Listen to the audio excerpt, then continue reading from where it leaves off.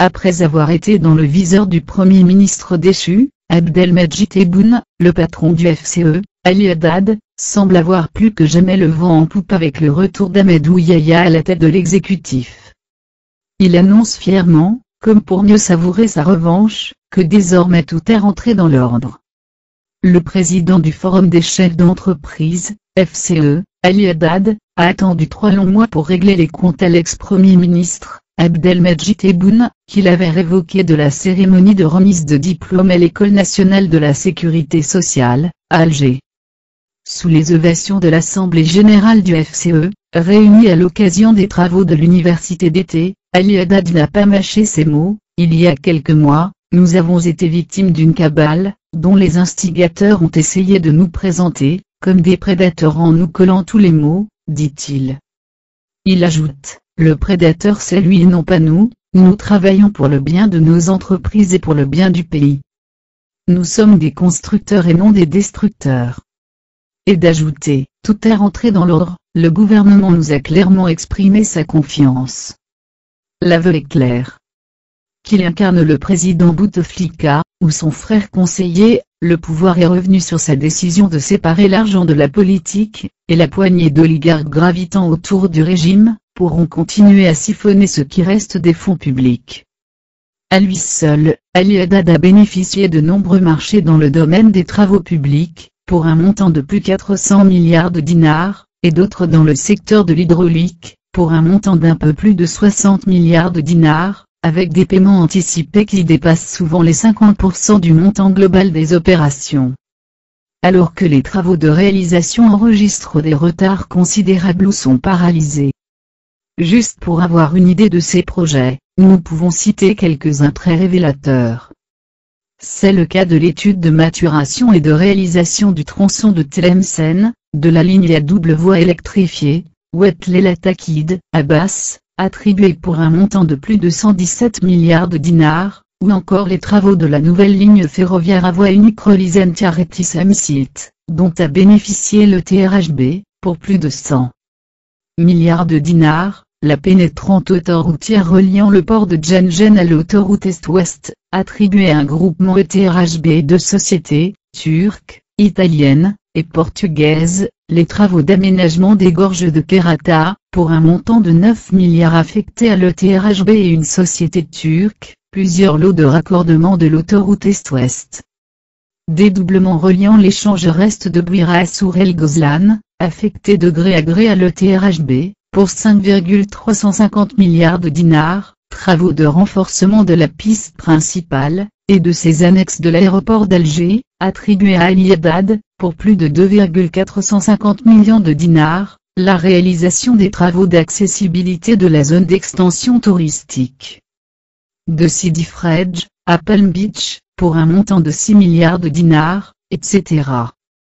Dans le secteur de l'hydraulique, l'Agence nationale des barrages, l'Algérienne des eaux, l'Office d'assainissement des eaux, et l'Office national de l'irrigation et de drainage, la liste des marchés qu'a accaparé l'entreprise d'Ali Haddad est très longue, les travaux de transfert du barrage de Beniaroun pour plus de 9 milliards de dinars, transfert entre les barrages de Bouaroun et Boussiaba.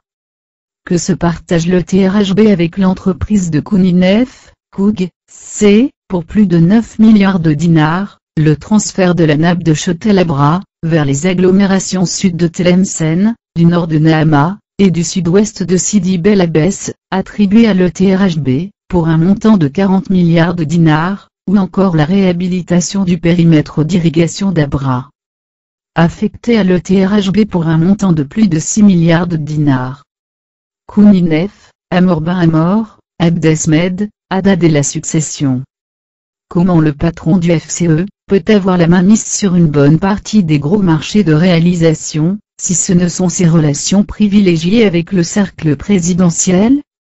De nombreuses personnalités politiques, particulièrement la secrétaire générale du PT, Parti des travailleurs, Louisa Hanoun, avaient mis en garde contre l'envahissement du terrain de la politique par une caste d'oligarques, qui a pris en otage les institutions de l'État, mises à son service. Dès sa nomination en tant que Premier ministre, Abdelmadjid Tebboune a été instruit par le président de la République, lors d'une réunion à laquelle ont pris part, les ministres de la Justice, des Finances, de l'Intérieur, ainsi que le vice-ministre de la Défense, de faire le ménage pour éloigner les forces, comme l'a souligné Madame Hanoun, de cette caste prédatrice, qui met à mal la souveraineté politique et économique du pays. Et c'est, Ali Haddad, ainsi que quelques hommes d'affaires éclaboussés par des révélations fracassantes sur les colossales fortunes qu'ils ont érigées à l'étranger, alors que leur principale activité se trouve en Algérie qui sont visés. Ce qui les met en violation avec les lois du pays. Comment Ali Haddad a-t-il pu transférer autant de fonds pour s'acheter des hôtels, une boîte d'assurance et une usine, ou être porteur de parts dans des entreprises? Comment le fabricant de pâtes alimentaires, Amour Ben Amour, a-t-il fait pour acheter un yacht à 20 millions d'euros? Ben Amour et Ali Haddad, sans oublier les Kouninef, les Abdesmet sont tous devenus le symbole de l'oligarchie mise au service du cercle présidentiel. Après l'hécatombe des résultats du scrutin législatif, avec une abstention massive et un vote à bulletin blanc, révélateur d'un mécontentement généralisé, au sommet de l'État, l'heure est un recentrage des forces, et c'est le Premier ministre Tebboune, qui avait été chargé de faire le ménage. Il l'a fait d'une manière brutale, au point de susciter de la sympathie chez l'opinion publique, et la réponse d'Ali Haddad, interdit d'accès à l'école de la sécurité sociale, lors de son inauguration, est fulgurante. Humilié par la pluie de mises en demeure, qui lui sont adressées pour le sommet de poursuivre les travaux des réalisations qui lui ont été affectées, et pointé du doigt par Tebboune, Ali Haddad ne manque pas de lâcher à des membres du FCE, il ne sait pas à qui il a affaire. Ce n'est pas à lui de nous dire ce qu'on doit faire. En se lâchant ainsi, Ali Haddad savait ce qu'il disait, lui qui convoquait les ministres à sa guise, et avait le pouvoir de nommer certains d'entre eux, de désigner des walis, de recevoir des ambassadeurs, et même de parler au nom de l'État, en prenant part à des délégations officielles en visite à l'étranger. Étant ce nerf de la guerre mis à disposition du cercle présidentiel, Ali Haddad savait que le coup de gueule de Tebboune, le blocage d'une avance de pas moins de 900 millions d'euros, les mises en demeure n'étaient que passagers, et ne pouvaient mettre à mal la relation étroite, qui le lie au cercle présidentiel. Quelques jours après, il apparaît, sur toutes les chaînes de télévision, au cimetière El Alia, éclatant de rire en compagnie du frère conseiller du président. C'était lors de l'enterrement de feu Reda Malek, et les images ont choqué plus d'un. Après une accolade suivie d'une embrassade, Ali Haddad est convié par Saïd Bouteflika à l'accompagner, puis à monter dans sa voiture vers une destination inconnue. Les plus avertis voyaient un message clair en direction d'un Premier ministre en pleine guerre contre des patrons alliés et soutiens du président. Il n'a pas fait long feu, puisqu'il a été débarqué quelques semaines plus tard. Avec la nomination d'Ahmed Yahya, Ali Haddad revient en force. Pratiquement tous les membres du gouvernement, à leur tête le Premier ministre Yahya, ont assisté aux travaux de l'université d'été du FCE, et chacun d'eux était sommé d'intervenir. Plus grave, Ali Haddad profite de cette tribune pour régler ses comptes avec l'ex-premier ministre.